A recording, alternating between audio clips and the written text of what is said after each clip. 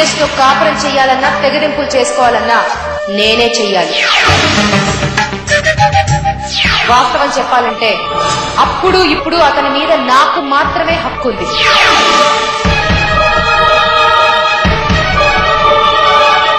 నువ్వు నమ్మినా నమ్మకపోయినా నేను నీరజ్ భార్యనే.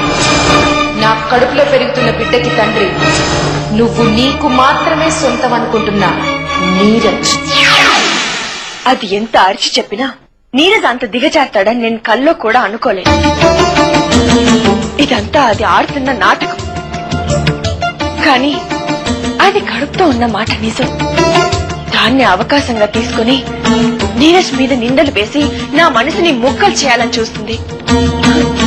నీరజ్ గురించి దానికేం తెలుసు? అతను ఎంత నిజాయితీ పరుడో నాకు తెలుసు. హలో సంధ్య, ఎలా ఉంది? మెడిసిన్స్ తీసుకున్నావా? నువ్వు గంటకు ఒకసారి ఫోన్ చేసి గుర్తు చేస్తుంటే వేసుకోకుండా ఎలా ఉంటాను? ఈ ఫ్రూట్స్ నీకోసం తెచ్చాను.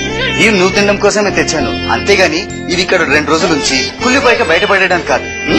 ఇప్పుడు వస్తాను. నీరజ్, అవెవరికి? రేఖకి ఇవ్వడానికి తీసుకెళ్తున్నాను. నీలాగే తను ప్రెగ్నెంట్ కదా, మన ఇంట్లోనే ఉంది కాబట్టి మనమే జాగ్రత్తగా చూసుకోవాలి. నీకు రేఖకు తేడా ఉంది. ఇలాంటివన్నీ తినడానికి నువ్వు ఏడుపు ముఖం పెడతావు. అదే రేఖ అయితే సంతోషంగా తీసుకుంటుంది.